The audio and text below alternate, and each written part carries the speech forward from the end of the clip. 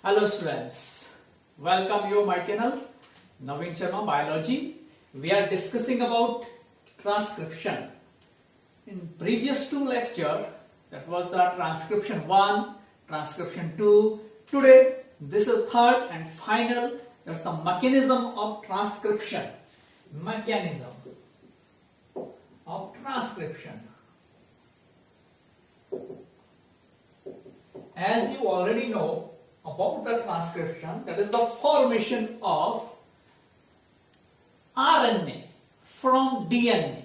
These RNA are of three types, that is mRNA, rRNA and tRNA. These are three types of RNA are formed from DNA, that is called transcription. In first lecture, we discuss about basics concepts regarding this transcription.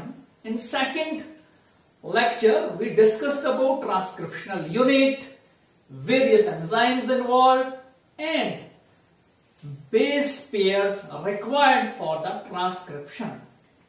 Today's lecture, I will deal with, that is mechanism of transcription. It is the third lecture. इससे पहले जितने भी lecture है आप पहले उनको जरूर देखिएगा. 2 लेक्चर हुए, तीसरा लेक्चर तब आपको समझ आएगा. मैं सीधा ट्रांसक्रिप्शन के जो मैकेनिज्म है उस पर जा रहा हूं. अब जो ट्रांसक्रिप्शन होता है, ठीक है, in case of eukaryotic, in case of prokaryotic, हमारे को 2 चीजों की सख्त जरूरत है जो हमें पता है, that is enzyme and second, that is base pairs as a raw material. ये क्या है? as a raw material है, ठीक है. enzymes आपको पता है. If we are discussing about transcription in prokaryotic cells, here I will discuss both prokaryotic cells and eukaryotic cells. तो अगर prokaryotic cell है, यूकैरियोटिक सेल में ट्रांसक्रिप्शन हो रही है, तो हमें क्या चाहिए? RNA polymerase enzyme. इससे सारा काम हो जाएगा. इससे ही तीनों आरएनए जो आपके दिए, आरआरएनए, एमआरएनए एंड टीआरएनए, तीनों को फॉर्मेशन में ये हेल्प करेगा. That is prokaryotes. In case of eukaryotic, there are presence of 3 enzymes, as already I have mentioned. RNA polymerase 1, RNA polymerase 2 and RNA polymerase 3.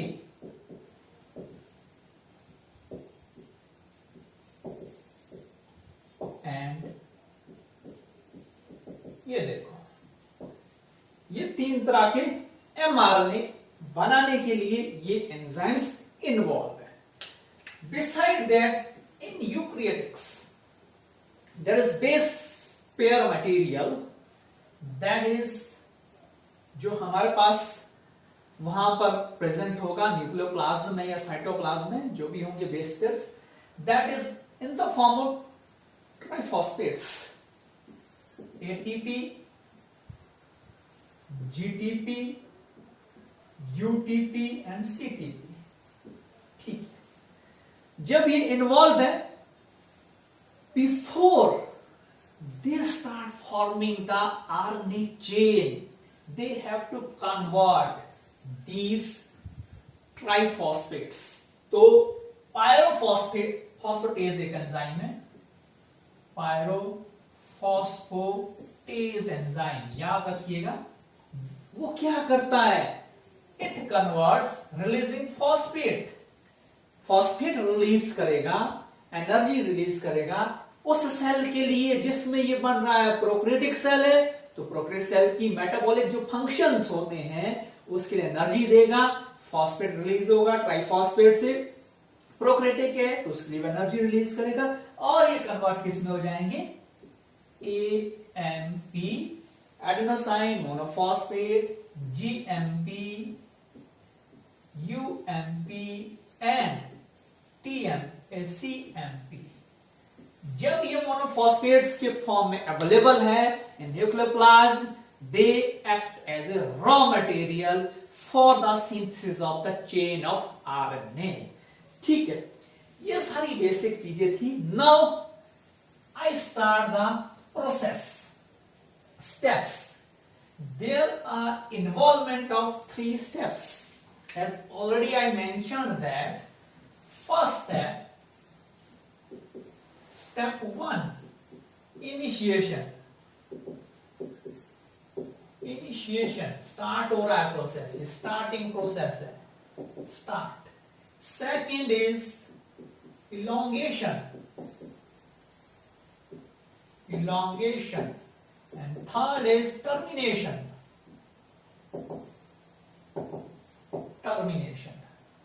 it is close, stop, और आप इसको क्या बोल सकते हैं, stop. These are 3 steps. Now if that is the DNA at here, if this is DNA, if this is 5 prime and this is 3 prime end, this is 5 prime end, this is 3 prime end. ये मैं पहले discuss कर चुका हूं आपको कि जो DNA strands है, these are 2 types. अगर ये वाला स्ट्रैंड 5 प्राइम यहां से स्टार्ट हो रहा है, ये वाला स्ट्रैंड हमारे पास, ये वाला जो स्ट्रैंड है, ये यहां पर, ये वाला स्ट्रैंड हमारे पास कोडिंग स्ट्रैंड है, कोडिंग स्ट्रैंड है। तो दूसरे वाला स्ट्रैंड हमारे पास, ये वाला स्ट्रैंड क्या आएगा, that is template strand. As you already know that this template strand acts as a transcriptional strand. Transcription strand. क्यों बोला ट्रांसक्रिप्शन स्ट्रैंड? क्योंकि इस स्ट्रैंड के ऊपर ही RNA बनना है। इसके ऊपर क्यों नहीं बनना है, कोडिंग के ऊपर? I mentioned it, transcription 1 lecture, you have to go there and watch that video. ठीक है, अब ये हमारे पास if this is प्रोक्रिएटिक सेल, अगर ये प्रोक्रिएटिक सेल में ट्रांसक्रिप्शन हो रही है तो यहां पर क्या होगा, हमारे पास ये जो है टेम्पलेट स्ट्रैंड है। अब सबसे पहले मैंने बताया था there is promoter gene. That gene will help start the process at region. This region is called, इस region को क्या बोल देंगे हम, that is called promoter region. This is called promoter region. ये क्या है, promoter region. ये यहां पर शुरू हो गया प्रमोटर रीजन। ये प्रमोटर रीजन जब बन गया, यहां पर पहुंच गया, इसने प्रमोट किया, क्या, इनिशिएशन, स्टार्ट किया प्रोसेस किसका, ट्रांसक्रिप्शन का। जैसे ये ट्रांसक्रिप्शन का प्रोसेस स्टार्ट करेगा, if it is prokaryotic cell, there is involvement of a enzyme that is called RNA polymerase enzyme, ये यहां पर इन्वॉल्व हो जाए। क्या करेगा ये भी, प्रोसेस स्टार्ट करेगा इनिशिएशन की। इसको हेल्प करने के लिए असिस्टेंट होता है वहां पर। असिस्टेंट, कौन असिस्टेंट है? As in previous lecture we have discussed sigma factor, sigma factor. तो यहां पर ये क्या जुड़ गया, इसके साथ एक फैक्टर जुड़ गया। जैसे ये फैक्टर जुड़ जाएगा sigma factor, this whole unit, यहां से यहां तक एक यूनिट बन जाता है, इसको ट्रांसक्रिप्शनल यूनिट बोलते हैं, ये भी हम पढ़ चुके हैं। ठीक है, इस ट्रांसक्रिप्शनल यूनिट में क्या है, लास्ट में जाकर इस यूनिट में यहां पर ये वाला जो रीजन है ये प्रमोटर था, ये वाला, ये पूरे का पूरा रीजन क्या है, प्रमोटर रीजन है। वैसा ही रीजन यहां पर इस जगह पर बनेगा, that is called termination unit. Termination unit, इसका काम क्या है, टर्मिनेट करना प्रोसेस को, आरएनए की स्टॉप करना, आरएनए फॉर्मेशन को ये रोक देगा। तो ये पूरा क्या है, ट्रांसक्रिप्शन यूनिट है। ये कहां से इनिशिएशन की, किसने की, प्रमोटर रीजन ने, उसके साथ एंजाइम इन्वॉल्व हुआ, आरएनए पॉलीमरेज, और उसका असिस्टेंट करने के लिए क्या हुआ, यहां पर सिग्मा फैक्टर आया। जब ये सब आगे इनिशिएशन स्टार्ट हुई, उन्होंने आइडेंटिफाई किया न्यूक्लियोप्लाज्म में कि कहां कहां बेस पेयर यूनिट्स है, ये पड़े हुए, ये कहां कहां पड़े हुए, तो ये एक एक करके किसके साथ क्या हो जाएंगे, जुड़ने शुरू हो जाएंगे। इस तरह से इसके साथ ही ऐसे जुड़ने शुरू हो जाएंगे धीरे धीरे। अब इनिशिएशन स्टार्ट हुई, अब जब ये यूनिट यहां पर अटैच होगा, एक पहुंच गया, फिर दूसरा पहुंच गया, ये पहुंच गया, अब प्रोसेस इलोंगेट होने लगी, इलोंगेशन स्टार्ट हो जाएगी। क्या स्टार्ट हो जाएगी, इलोंगेशन। इलोंगेशन करने के लिए उससे पहले क्या हो जाता है, जो हमारे पास सिग्मा फैक्टर थे दैट गेट रिमूव्ड, डिसइंटीग्रेट, वो डिसइंटीग्रेट हो जाता है। यहां एक और फैक्टर जुड़ जाता है, दैट इज रोहो फैक्टर। अब ये रोहो फैक्टर का क्या काम है, इनको लाना, इनको चेन को इलोंगेट करना, लंबी बनाना। धीरे धीरे ये यहां पहुंच जाएगा, आपका यूनिट यहां कहां पहुंच गया, यहां से हटकर कहां पहुंच गया, इलोंगेट करते करते यहां पर पहुंच गया। ये देखो, ये वाला यहां पहुंच गया, यहां पहुंच गया, और ये चेन ऐसे ऐसे आरएनए की बन रही है धीरे धीरे से। ठीक है, ये रोहो फैक्टर है, आरएनए पॉलीमरेज भी साथ में लगा हुआ है। ये क्या काम कर रहे हैं, इस चेन को आगे ले जा रहे हैं। धीरे धीरे धीरे ये चेन कहां पहुंचेगी, यहां पर पहुंचेगी। यहां पर भी रोहो फैक्टर यहां भी है, और ये चेन इतनी लंबी हो चुकी है, इसमें ये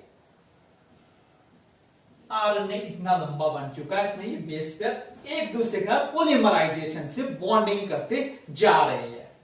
ठीक है, यहां पर एंजाइम भी है, आरएनए पॉलीमरेज, रोहो फैक्टर भी है।